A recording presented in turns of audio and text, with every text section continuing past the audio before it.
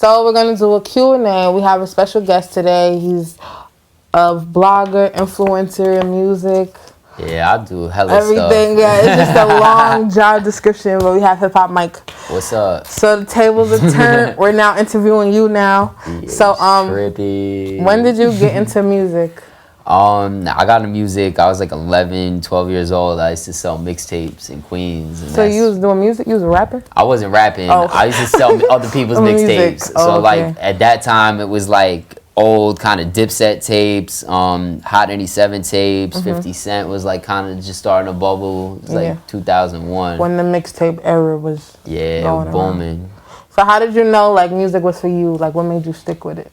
Honestly, I didn't even know what it was in the music. Like I was definitely a fan of music, but what I really loved about doing this is the hustle. Like I just kind of fell in love with the grind and the hustle that goes with like, you know, the whole like rap game and all that. Like the whole come up, the hustle. Yeah, like I was always hustling anyway. Yeah, like I just believed it was like more raw than anything. Like I listened to a lot of music, but there was just something about hip hop that was just like stuck with you. Yeah, it felt like real close to home for me. All right, so if you had to list all your job titles, what would they be? I was just doing this morning too. It's crazy. I started writing this morning randomly. So 5, 6, let's go. Like I got, I worked at a restaurant. I was like a busboy, pizza man, barber, pharmacy tech, delivery boy, photography company assistant type. Oh, so you was helping take pictures? Yeah. So I worked for a company when you go to like a wedding or something. Yeah, like they take a picture and you put it in a frame. I was like the framer. Oh, okay. So like I guess framer, radio host, artist manager. So you manage artists? Yeah, I managed a kid named Live Like Davis. Oh, okay. Live Like Davis. Yeah, I be artist managing. I do hella stuff though, like manage it. Yeah, I know how to do construction and all that shit. So a day in the life of HipHopMike, like how would that go? It's different now than it was like a month ago, but I've been like on a new kind of wave. So I wake up now, I kind of go for like a run. Like I'll go walk around my hood, run for like miles, just get my head right. I take my dog out. I kind of just like, I try and start the day on some positive vibes. Go get my coffee, get some breakfast, chill out till like 12, 1. When everybody wakes up and shit. Yeah, my days like now is chill. Like I barely do anything, I feel like. Like my job has kind of become just hosting a radio show and managing artists. So it's like I'm work from home. Yeah. But like, you know, if you asked me the same question 6 months ago, it's like wake up 11 p.m., drive to the city, do the overnight show. Go to meetings in the morning, like. So we saw that you on a Stationhead app, and then you announced that you work with Lemonade. Yeah. What other platforms are you working on, or what else are you trying to do? Well, I was at HOT97 for a minute. That's kind of where I started with radio. Stationhead is kind of like a branch off of that, where I do like podcasting and stuff. And then the Lyrical Lemonade is like they post my interviews.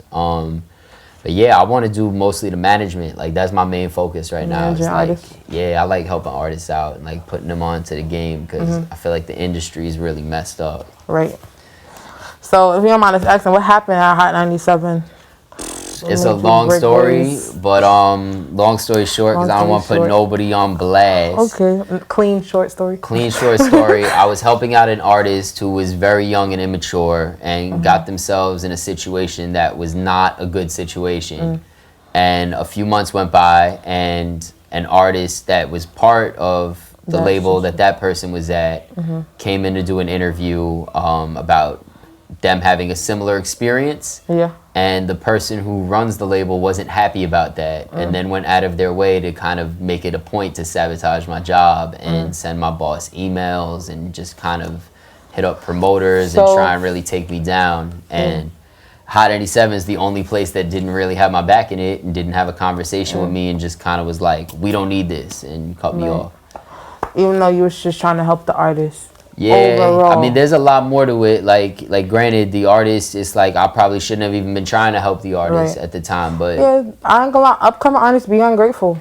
So it's just sad to say, but they do. I mean, I'll tell you the truth. This, like, to keep it a buck, it was this artist was like more caught up in doing like the fame and the money and getting that kind of gratification than actually putting in the work. And I'm somebody that holds you to like a standard. Like, if you're gonna work, I'll work with you. But if not, I have a radio show to do. Yeah. And they got themselves in a situation that they were just in over their head. They wanted me to bail them out of it. I wasn't bailing them out. And then when another artist that was signed to the same spot got in the same situation, I had them for an interview. They told their whole story. And again, the person that ran the label was like, why are you trying to expose me? And honestly, they sent a video to my boss. And the video, I'm like known, I be yelling at people in traffic and stuff. Like, I go on the gram and wild out. So I was on Bedford and Atlantic, and there was a homeless dude sat in front of my car with no pants on. And I did like a video. I was like, you got to pick your pants up and get to work. You can't just be sitting out here all bare-assed in the street. So the dude sent that video to my boss at HOT97. Wow. And they just let me go off it. Nothing to do with... It was like a 6-month-old video. And honestly, I say this, and I don't really care who hears it, but shame on HOT97, because this same person that sent the video tried to hit up a promoter to get me kicked off an event. They didn't take me off the event. Same person hit up my ex, my artist, to try and get them to stop dealing with me. So they're just trying to like bash your name pretty much. Yeah, but the only people that really didn't give me a chance was HOT97, and I feel like a lot of that was political. And, you know, there's going to be a time where I tell this whole story, but like... Long story short, I feel like it was a bigger loss for HOT97 than it was for me, and now I'm living days like how I told you. You know, I wake up and I'm in a way better mood, and I'm not getting kind of taken for granted. Connecting, because Lyric Lemonade is a big thing to connect with too. Yeah, honestly, over there, like my homie that does a lot over there, big up my man Elliot. You know, he's just like felt bad about the whole situation. Was like, yo, we want to support, like we fuck with you, you know, like it wasn't about so much of like bad PR or anything, like you know, because I no newspaper, nobody wrote about anything. I had a video on a Facebook page. To be honest, you're still on their website. They ain't taking down nothing. Yeah, I was looking it up. So. It wasn't. I didn't do anything really terrible. Like, I mean, granted, the video wasn't the best, but like, it was an old video on my personal Facebook page. Like, it had nothing to do with the station. To be separate from. But I think honestly, I mean, that's technically why I got let go from HOT97. Me personally, I think I got let go from HOT97 because I brought No Jumper up there, The Baby up there, Rich the Kid up there, YB and Namir up there, and some people was tight about that. Yeah. Why do you think people was mad about that though? Those are big names. Everybody wants to win. Yeah, everybody wanted to bring him in there type shit. I mean, listen, people know how they felt. But at the end of the day, you know, I was there a long time, and I definitely owe any relationships I have to being there and to working with Rosenberg, especially, who's always had my back and stuff. Supportive. And yeah, I think, like I said, I think they feeling it more than you know they know at this time. But there's definitely a lot of people I brought up there that they're not even aware of yet. So on the upside, we see you do hip hop mixers. Like, how did that come about? So the mixers is actually crazy. That's like something that I just really wanted to do for artists. I've hosted like thousands of showcases, and the repetitive thing I'd always hear is like, oh, we don't get nothing off the showcase. Y'all just do these showcases to make money. Like, this doesn't help the artist. How can I help? So I was like, I'm like, how can I help the artist? Like, and I think showcases get expensive to do, where it's like to do a mixer is way cheaper.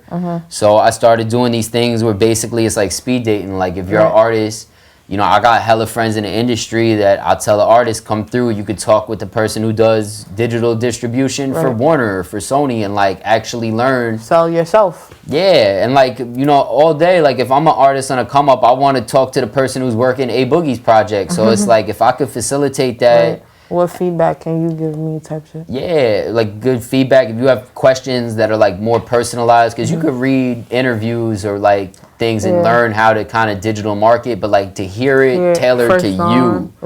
Like, if like for example, like I do interviews, the fact that I could go talk to Rosenberg, like, yo, what do you think of this? As a professional, to get that feedback is priceless.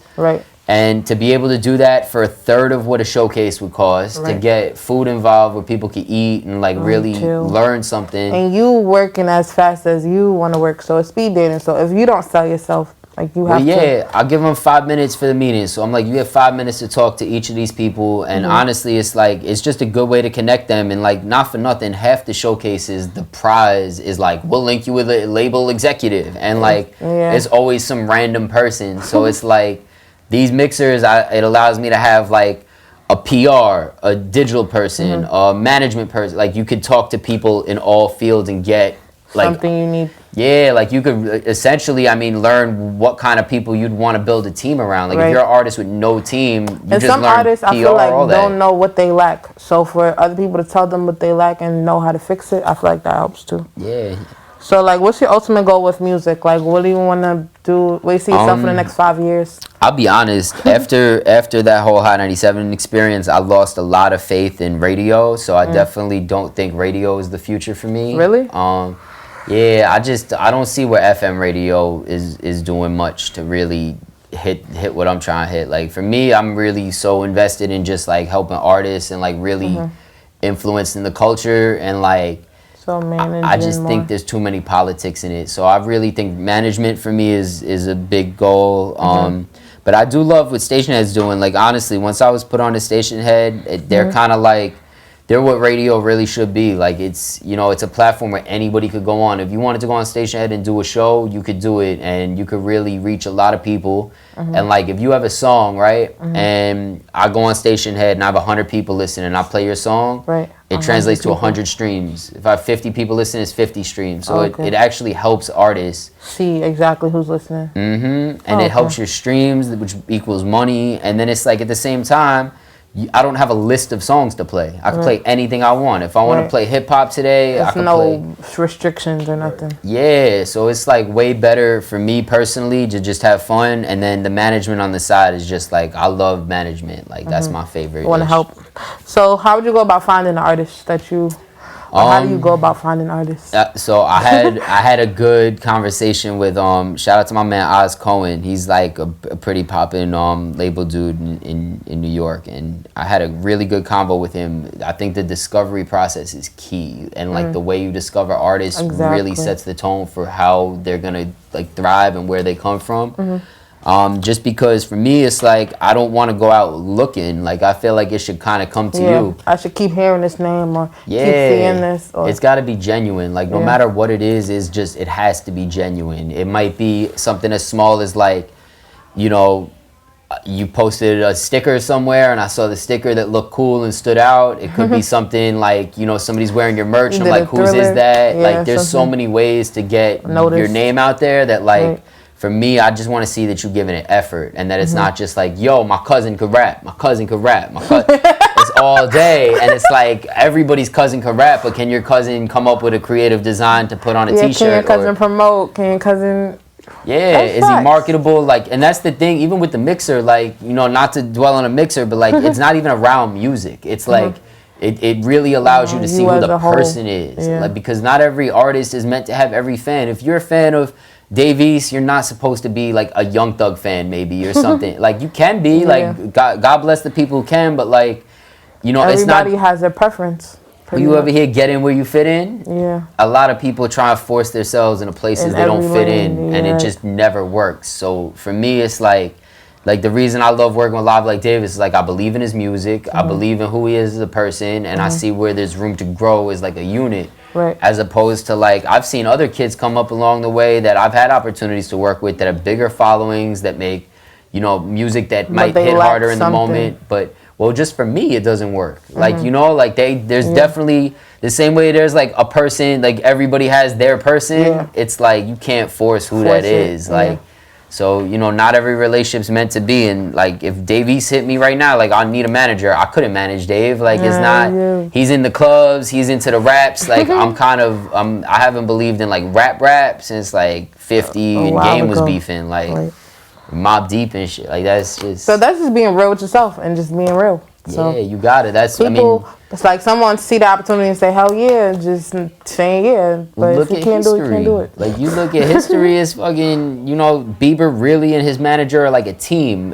Scooter Braun and what he does with him is like crazy. And then you have people like, you know, Michael Jordan had Phil Jackson. It's like if Jordan was coached by somebody else, who knows what would have happened. So it's like, I think it's really essential to just be around people that you believe in and that believe in what they do as much as you believe in what you do. Because, you know, if you an ill artist, but your manager wants to rap too, it's never going to work. Straight up.